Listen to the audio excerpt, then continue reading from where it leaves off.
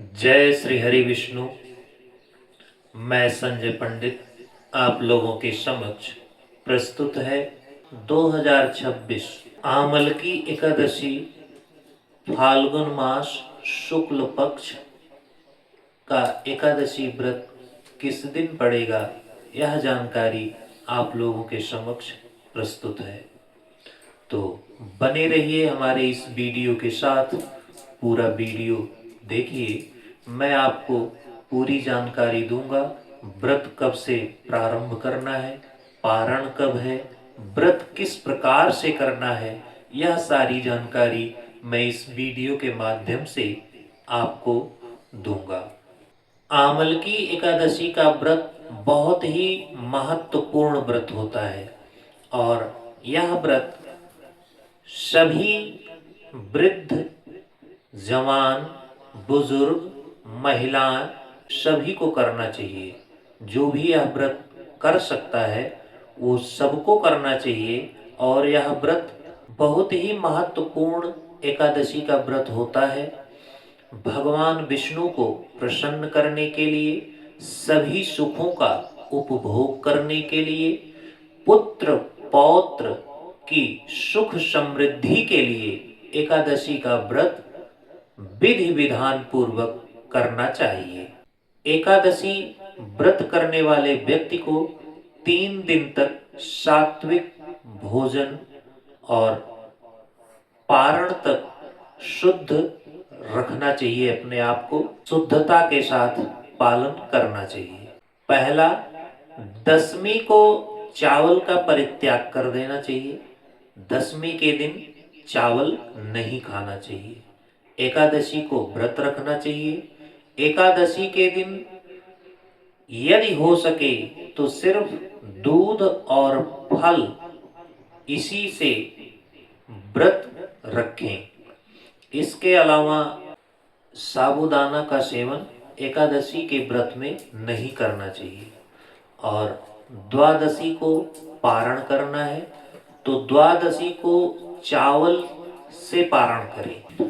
द्वादशी के दिन अन्न का सेवन 2 ही बार करना चाहिए।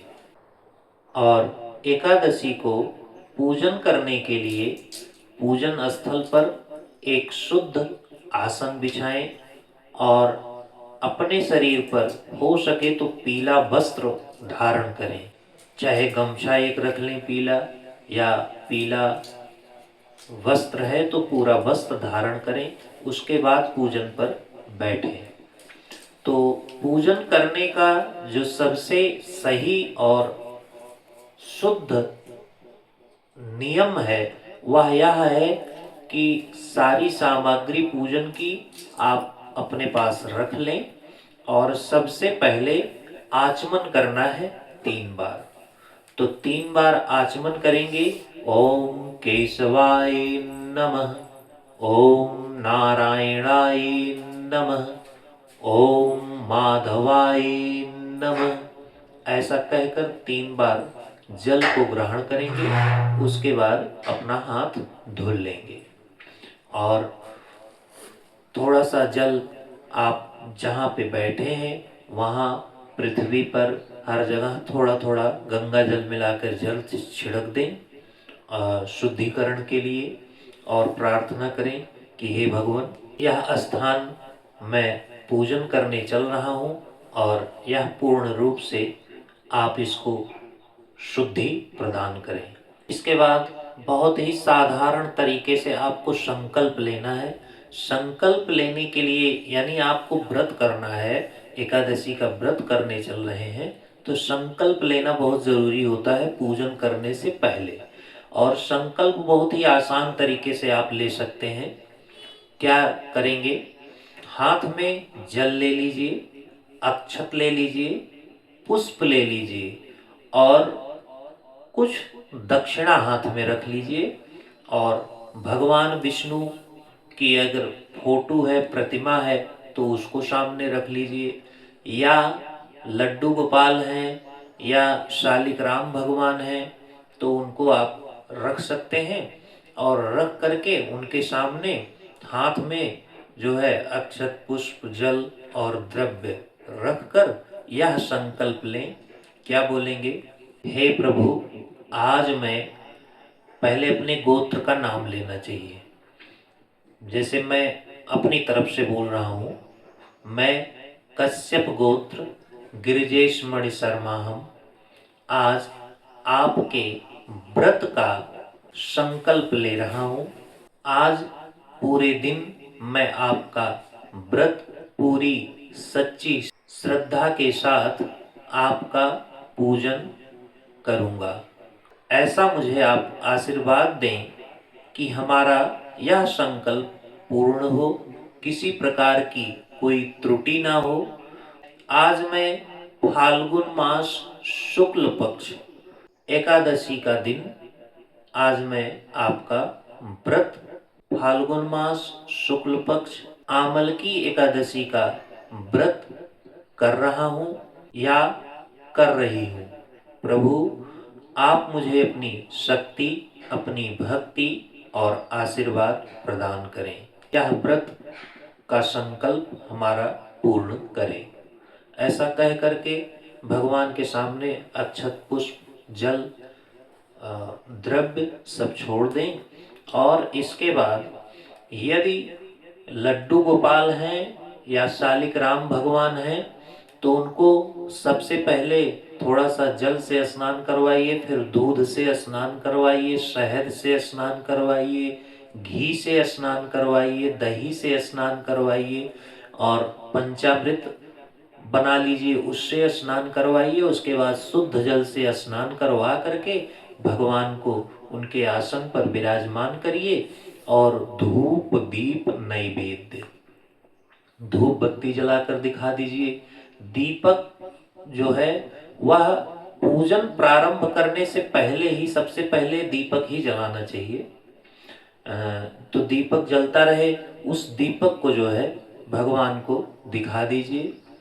दीप जलाने का मंत्र मैं बोल दे रहा हूँ एक बार।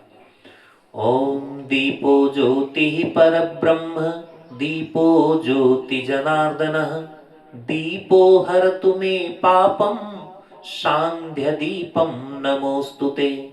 शुभं करोतु कल्याणम, आरोग्यम धन संपदाम, शत्रुबुद्धि विनाशाय च, दीपम ज्योति नमोस्तुते।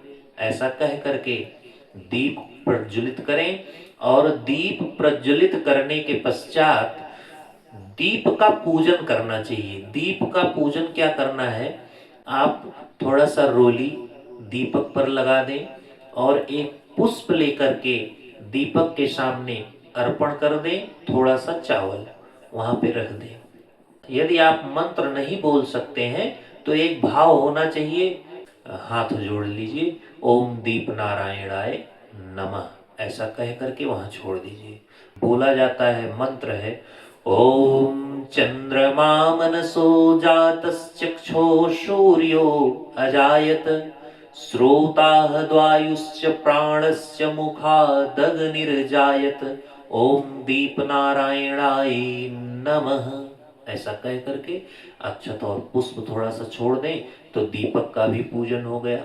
अब बाएं हाथ से दाहिने हाथ में जल लीजिए और जल को जहां आप जिस जगह पे बैठे हैं वहां आसन पर थोड़ा सा जल गिरा दीजिए तो आसन शुद्ध हो गया।